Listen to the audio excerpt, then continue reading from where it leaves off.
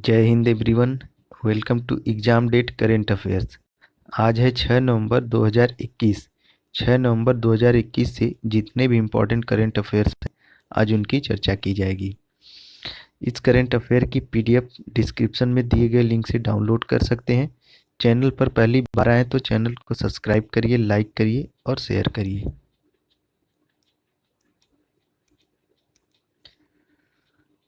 आज का पहला क्वेश्चन, एस्टोनिया में भारत के राजदूत के रूप में किसे नियुक्त किया गया है? तो इस प्रश्न का सही उत्तर होगा ऑप्शन ए, अजनीश कुमार। ये जो पिक्चर में है यही है अजनीश कुमार। इनको एस्टोनिया में अब भारत का राजदूत नियुक्त किया गया है। ये 1996 बैच के आईएफएस ऑफिसर हैं और वर्तमान में ये ब्रुनोई में भारत के उच्चायुक्त के रूप में कार्यरत हैं। अभी तक एस्टोनिया में कोई भी भारतीय दूतावास नहीं था, लेकिन अब एस्टोनिया में की राजधानी तेलिन में भारत का दूतावास बनाया गया है और यहीं पर अजनीश कुमार को नियुक्त किया गया है। ऑप्शन बी पर है पार्थ सतपथी। इन्हें हंगरी का राजदूत बनाया गया है। वर्तमान में ये यूक्रेन के राजदूत हैं। और ऑप्शन सी संजय भट्टाचार्य। इन्हें स्विट्जरलैंड में राजदूत बनाया गया है। ये 1987 बैच के विदेश सेवाओं के अधिकारी हैं।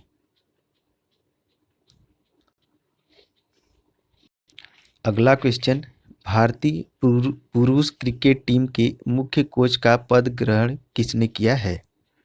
तो इस प्रश्न का सही उत्तर होगा option C, Rahul Dravid. BCCI Indian cricket control board ने राहुल द्रविड़ को भारतीय पुरुष क्रिकेट टीम का मुख्य कोच नियुक्त किया है। ये पूर्व कप्तान रह चुके हैं इंडिया के और इन्हें ही अब मुख्य कोच नियुक्त किया गया है। इनका कार्यकाल 2023 तक होगा। 2023 में 50-50 विश्व कप होगा और उसी समय तक इनका कार्यकाल होगा।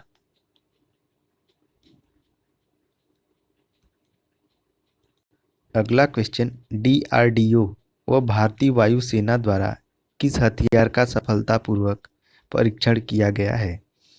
इस प्रश्न का सही उत्तर होगा option A, smart anti airfield हथियार। स्मार्ट एंटी एयरफील्ड हथियार, ये पिक्चर में यही है, स्मार्ट एंटी एयरफील्ड हथियार। डीआरडीओ व भारतीय वायुसेना ने 3 नवंबर 2021 को संयुक्त रूप से राजस्थान के जैसलमेर में स्वदेशी रूप से विकसित स्मार्ट एंटी एयरफील्ड हथियार का सफलतापूर्वक परीक्षण किया है। यह हथियार उपग्रह नेविगेशन और इलेक्ट्रो ऑप्टिकल सेंसर पर आधारित है और इस हथियार के 2 विभिन्न विन्यासों का सफलतापूर्वक परीक्षण किया गया है। देश में पहली बार बम के इस वर्ग का इलेक्ट्रो ऑप्टिकल साधक आधारित उड़ान का परीक्षण किया गया है। डीआरडीओ का पूरा नाम डिफेंस रिसर्च डेवलपमेंट ऑर्गेनाइजेशन। इसके मुखिया हैं जी सतीश रेड्डी। और ऑप्शन बी पर है अग्नि 5 मिसाइल। इसका हाल ही में डीआरडीओ द्वारा परीक्षण किया गया है। यह 5000 किलोमीटर सतह से सतह में मार करने वाली मिसाइल है और इसका परीक्षण एपीजे अब्दुल कलाम द्वीप पर उड़ीसा में किया गया था। और सुशील ये नौसेना का एक जहाज है जिसे हाल ही में रूस में अनावरण किया गया है। अगला क्वेश्चन, हाल ही में 2021 का बुकर पुरस्कार किसने जीता है? तो इस प्रश्न का सही उत्तर होगा ऑप्शन सी, डेमन गलगुट। ये जो पिक्चर में दिखाई दे रहे हैं यही है डेमन गलगुट और ये एक उपन्यासकार हैं और दक्षिण अफ्रीका के रहने वाले हैं। इनके उपन्यास द प्रॉमिस के लिए यह पुरस्कार इनको दिया गया है। इससे पहले ये 2003 और 2010 में 2 बार बुकर पुरस्कार के लिए शॉर्ट लिस्ट हुए थे, लेकिन उस टाइम उन्हें नहीं मिला था। लेकिन तीसरी बार में अब इन्होंने बुकर पुरस्कार जीत लिया है।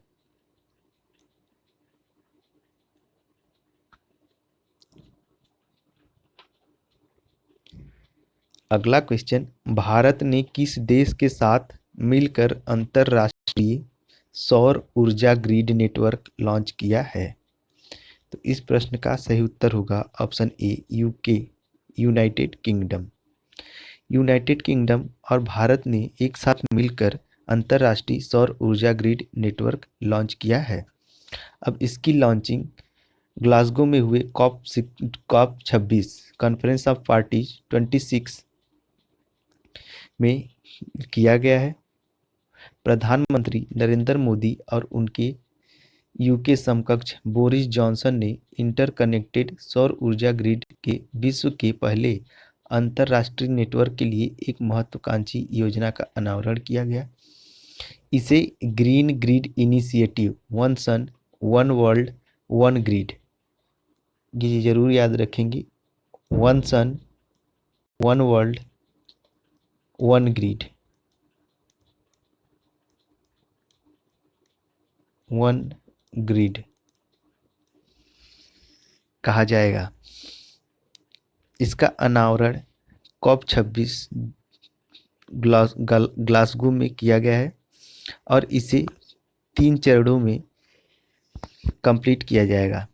पहला चरण एशिया महाद्वीप के भीतर परस्पर संपर्क स्थापित किया जाएगा।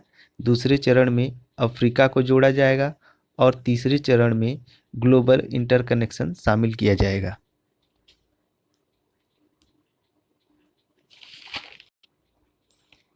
अगला क्वेश्चन, जातीय जनजातियों की संस्कृति की रक्षा के लिए 29 संग्रहालयों का उद्घाटन कहाँ किया गया है? तो इस प्रश्न का सही उत्तर होगा ऑप्शन ए, मणिपुर।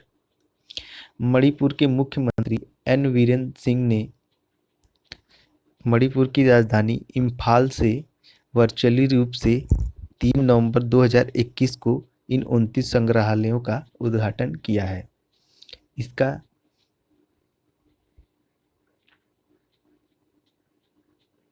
इसका उद्देश्य मणिपुर में राज्यों के 10 अलग अलग जिलों में निर्मित आदिवासी संग्रहालयों को सुविधाएं उपलब्ध कराना है। मणिपुर की राजधानी इम्फाल, मुख्यमंत्री नोकथोम्बन वीरेन सिंह, लोकसभा की 2, राज्यसभा की 1 और विधानसभा की 60 सीटें।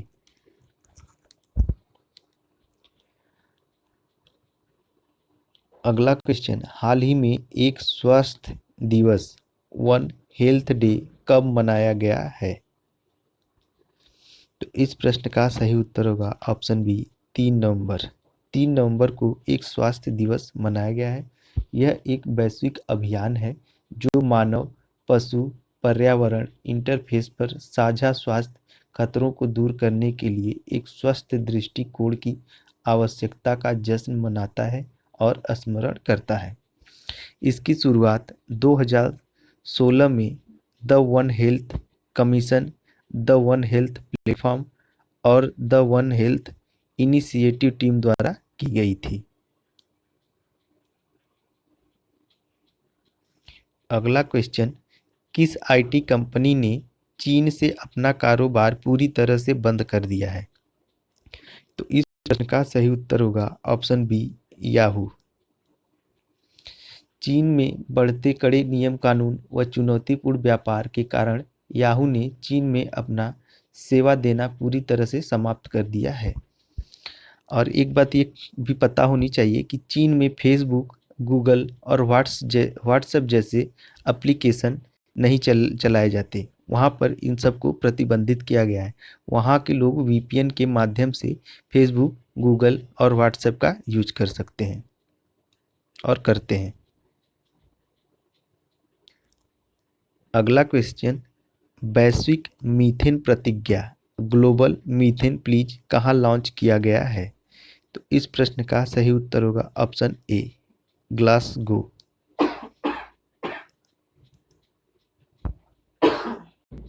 2 नवंबर 2021 को ग्लासगो में चल रहे COP26 जलवायु सम्मेलन में वैश्विक मीथेन प्रतिज्ञा को लॉन्च किया गया है।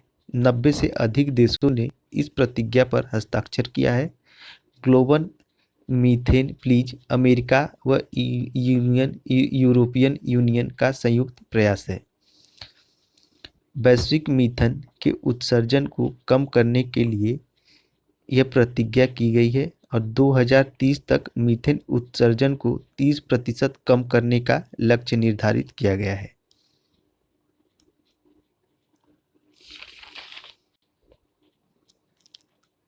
अगला क्वेश्चन, जय भीम मुख्यमंत्री प्रतिभा विकास योजना की शुरुआत किस राज्य के द्वारा की गई है? तो इस प्रश्न का सही उत्तर होगा ऑप्शन ए, दिल्ली सरकार। दिल्ली सरकार के द्वारा इस योजना की शुरुआत की गई है। इसे कुछ निजी केंद्रों पर विभिन्न परीक्षाओं के लिए लॉन्च किया गया है। इसमें आर्थिक रूप से कमजोर पृष्ठभूमि व हाशिए समुदाय के बच्चों को शामिल किया गया है। इसके तहत SC, ST, OBC तथा EWS श्रेणी के मेधावी छात्रों को निजी कोचिंग संस्थानों में प्रतियोगी परीक्षाओं के लिए मुफ्त कोचिंग उपलब्ध कराई जाएगी। इसके तहत दिल्ली सरकार द्वारा 2500 रुपये की यात्रा वजीफा भी प्रदान की जाएगी और इनके लिए पात्र वो होंगे जिनके परिवार की आय 8 लाख प्रति वर्ष से कम है। और ऐसे कोचिंग संस्थानों में 46 कोचिंग संस्थानों को सिलेक्ट किया गया है जहां इन्हें निःशुल्क शिक्षा दी जाएगी।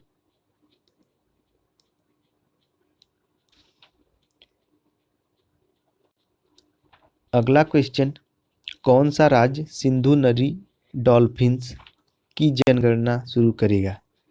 तो इस प्रश्न का सही उत्तर होगा ऑप्शन सी, पंजाब। पंजाब सरकार ने सिंधु नदी में पाए जाने वाली डॉल्फिन्स की संख्या का पता लगाने के लिए उसकी जनगणना करने की योजना बनाई है। डॉल्फिन मीठे पानी की मछली है जो ब्यास नदी में भी पाई जाती है।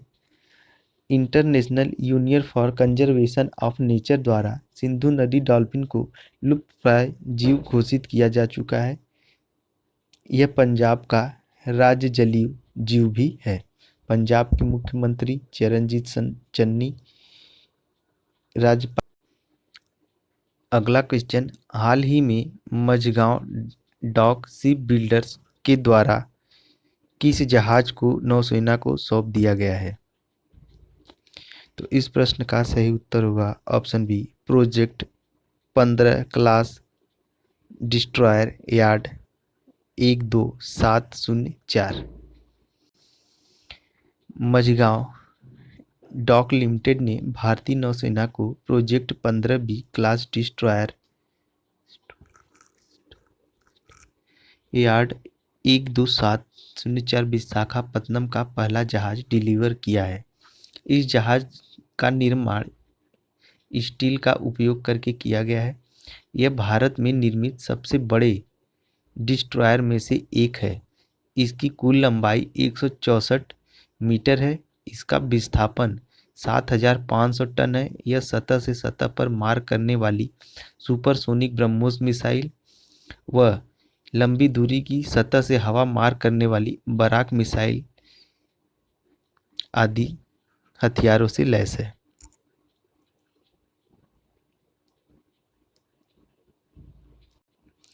अगला क्वेश्चन, दीनदयाल अंत्योदय योजना राष्ट्रीय ग्रामीण आजीविका मिशन के लिए केंद्रीय ग्रामीण विकास मंत्रालय ने किस कंपनी के साथ एक समझौता ज्ञापन पर हस्ताक्षर किया है? तो इस प्रश्न का सही उत्तर होगा ऑप्शन ए, फ्लिपकार्ट। फ्लिपकार्ट के साथ केंद्रीय ग्रामीण विकास मंत्रालय ने यह समझौता किया है। इस समझौते का उद्देश्य स्थानीय व्यवसायों व स्वयं सहायता समूहों को ई-कॉमर्स के दायरे में लाकर उन्हें सशक्त बनाने में मदद करना है।